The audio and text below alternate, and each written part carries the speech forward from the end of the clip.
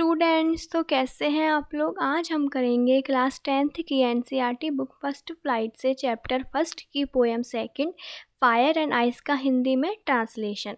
और मैं आपको बता दूं कि मैं इसे पिछली वीडियोस में चैप्टर फर्स्ट और चैप्टर फर्स्ट की poem first dust of snow का हिंदी में एक्सप्लेनेशन भी करा चुकी हूँ। उस प्लेलिस्ट का लिंक मैंने आपको डिस्क्रिप्शन बॉक्स में दे दिया है, तो आप वहाँ से देख सकते हैं। तो चलिए ये वीडियो शुरू करते हैं। अब हम लोग इस पोएम के बारे में कुछ बातें पढ़ लेते हैं। Fire and ice Robert Frost की 9 लाइन की एक छोटी सी कविता है। कविता देखने में बहुत सरल लगती है, लेकिन इसका अर्थ बहुत गहरा है। कवि इस कविता में 2 भविष्यवाणियों का वर्णन करता है कि दुनिया का अंत कैसे होगा। कुछ लोग कहते हैं कि ये आग में समाप्त हो जाएगी, जबकि कुछ दूसरे लोग कहते हैं कि ये बर्फ़ में समाप्त हो जाएगी। कवि के अनुसार आग का अर्थ है इच्छा, लोभ या वासना। आप इसको जितना अधिक संतुष्ट करने की कोशिश करते हैं, उतना ही वे बढ़ते हैं। इसका कोई भी अंत नहीं है। वहीं बर्फ घृणा का प्रतिनिधित्व करती है, यानी कि घृणा को दिखाती है।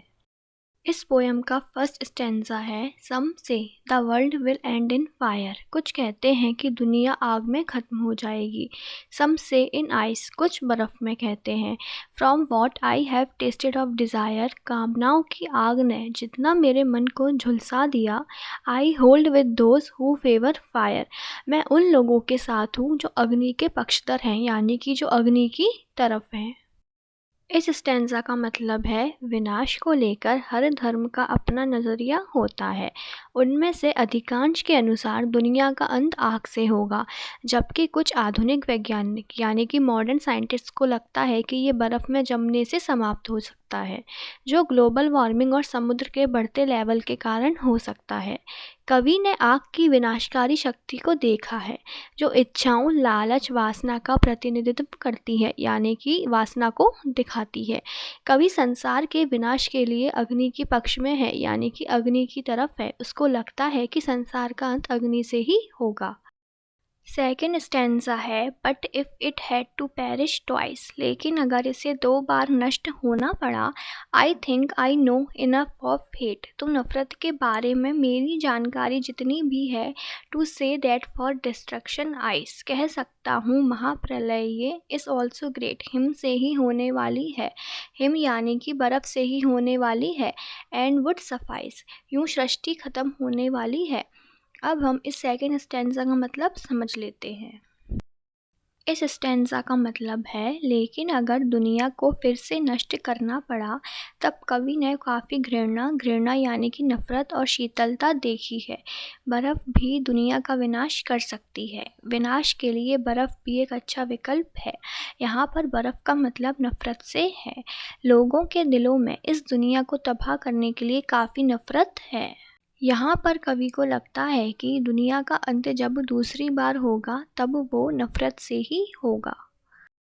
अब हम लोग इस पोएम की समरी भी देख लेते हैं। The poem fire and ice was written by Robert Frost. आग और बर्फ़ कविता रॉबर्ट फ्रॉस्ट द्वारा लिखी गई थी। The speaker is talking about the 2 elemental forces in the world. वक्ता यानी कि स्पीकर दुनिया में 2 मौलिक यानी कि ज़रूरी ताकतों के बारे में बात कर रहा है। He talks about how fire is passionate and intense. वो बात करता है कि कैसे आग भावुक और तीव्र यानी कि तेज़ होती है। While ice is cold and emotionless, जबकि बर्फ़ ठंडी और भावहीन होती है। The speaker is saying that these 2 elements are in constant conflict with each other. वक्ता यानी कि स्पीकर कह रहा है कि ये दोनों तत्व एक दूसरे के साथ लगातार संघर्ष में हैं। He talks about how fire is always trying to overcome ice.